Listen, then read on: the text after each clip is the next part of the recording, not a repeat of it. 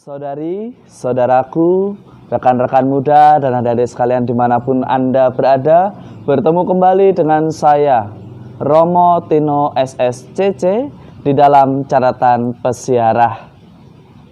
Di dalam perjalanan hidup kita, seringkali hasil dijadikan sebuah ukuran atas keberhasilan dan kesuksesan, hingga akhirnya kita menjadi malas untuk terus berproses menjadi lebih baik. Tetapi hari ini kita diingatkan untuk belajar. Hasil bukanlah menjadi tujuan awal, tetapi proses saat kita menjalani itulah yang menjadi fokus dan tujuan awal kita hingga akhir. Hasil adalah sebuah hadiah atas usaha keras kita. Sebelum kita mendengarkan permenungan dari catatan pesiarah, marilah kita membuat tanda kemenangan Kristus. Dalam nama Bapa dan Putera dan Roh Kudus. Amin. Allah Bapa yang makasih, kami sungguh bersyukur karena Engkau telah memberikan kepada kami roh hikmat kebijaksanaan. Ajarilah kami agar kami selalu bertindak bijaksana seturut kehendak-Mu, dan buatlah kami selalu setia akan rencana-Mu. Demi Kristus pengantara kami. Amin. Saudari-saudaraku yang terkasih di dalam Yesus Kristus dimanapun Anda berada, hikmat yang sesungguhnya sebagaimana dikatakan oleh Rasul Paulus di dalam suratnya yang pertama kepada jemaat di Korintus, berasal dari Allah. Kalaupun ada orang yang berhikmat, karena Allah lah yang merajai hatinya. Apa yang mau dikatakan, apa yang mau diingatkan oleh Rasul Paulus kepada kita? Yang mau diingatkan ialah kita jangan bermegah atas keberhasilan diri kita. Jangan kita akhirnya menjadi sombong, angkuh, dan melupakan orang-orang di sekitar kita. Merasa diri paling sehat tanpa mempedulikan orang di sekitar kita. Padahal ekspresi iman yang benar ialah kita mewartakan cinta kasih. Salah satu bentuk cinta ialah kita menjaga perilaku kita, menjaga kesehatan keluarga dengan tetap setia memakai masker, dengan tetap setia mengikuti tindakan-tindakan protokol. Jangan kita abai karena kita merasa paling kuat. Jangan kita acuh tak acuh hanya karena kita merasa paling tak tersentuh. Jangan kita tidak mendengarkan nasihat dari orang yang lebih muda hanya karena dia mungkin anak ingusan. Saudari-saudaraku yang terkasih, rekan-rekan muda dan adik-adik sekalian yang saya cintai, hiduplah seturut kehendak Allah. Artinya bagaimana kita belajar mencari hikmat Allah agar kita menjadi bijaksana di dalam hidup kita sehari-hari.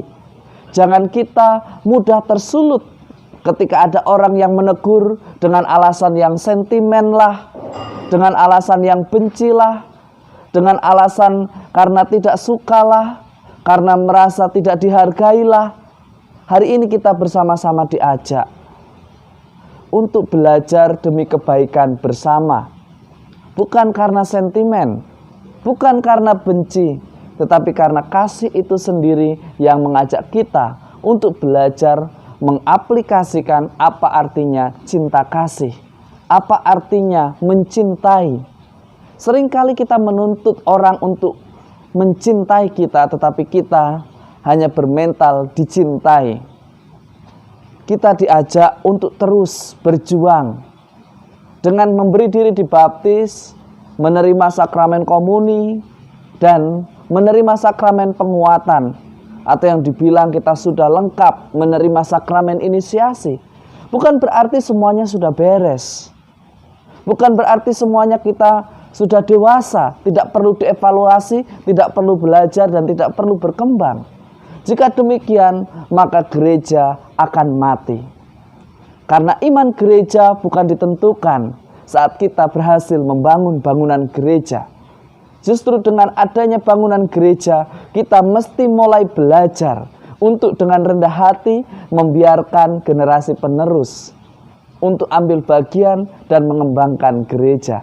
Terkadang karena keangkuhan, karena keegoisan, karena ketidakmauan kita, karena idealisme kita yang terlalu merasa bahwa komunitas ini milikku, gereja ini milikku, bangsa ini milikku, akhirnya membuat bangsa, gereja, hidup bermasyarakat, keluarga kita menjadi kolot dan ketinggalan. Saya tidak mengatakan bahwa pendidikan yang berdasarkan sejarah itu tidak penting, tetapi bukan berarti kita mengakukan, bukan berarti kita memaksakan idealisme kita. Karena idealnya yang benar ialah setiap orang takwa kepada imannya. Ketika orang takwa kepada imannya, hidup dalam kedamaian, bukan dalam kecemburuan, bukan dalam keirian, dan bukan dalam kemunafikan, tetapi semuanya jujur apa adanya. Hari ini Yesus mengajak kita melalui Injil Lukas. Mari kita bertolak ke tempat yang dalam. Seringkali setelah memberi diri dibaptis, setelah menikah, setelah menjadi seorang imam, setelah kaul kekal, kita merasa bahwa perjuangan kita selesai. Padahal saat kita membawa pasangan kita ke depan altar, disitulah hidup keluarga yang sebenarnya baru dimulai. Ketika seorang religius atau seorang pemuda yang datang ke depan altar untuk menerima rahmat tahbisan, setelah tahbisan, disitulah dimulainya yang namanya pelayanan. Bagi yang berkaul, ketika kaul kekal bukanlah tujuan akhir, karena itu adalah awal dari perjuangan menjadi pelayan seumur hidup. Bertolaklah ke tempat yang dalam.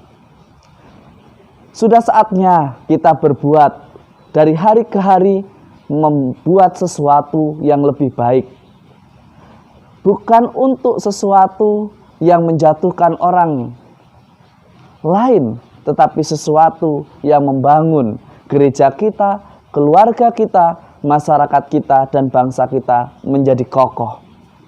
Dan semoga hari ini kita semua menjadi berkat bagi kita semua, dan berkat Allah melimpah atas kita dalam nama Bapa dan Putera dan Roh Kudus. Amin. Saudari, saudaraku, rekan-rekan muda dan adik-adik sekalian yang terkasih, hal sederhana bahwa kita mau bertolak ke tempat yang dalam ialah kita mau berproses, mau tetap setia memakai masker, mau tetap setia mencuci tangan dan menjaga jarak. Itu adalah bukti bahwa kita takwa kepada iman kita dan berani bertolak ke tempat yang dalam, menyelami proses di pandemi COVID-19 agar semuanya lekas berakhir dan kita semua lekas bisa memuji Tuhan di setiap perbuatan baik kita. Dengan kita setia dan taat kepada negara, sebenarnya kita sudah menjalani apa yang dinamakan takwa pada iman kita. Takwa beriman berarti menciptakan kedamaian dan bukan kegaduhan. Jadikanlah hidup kita berkat dan bukan provokasi. Selamat beraktivitas, Tuhan memberkati.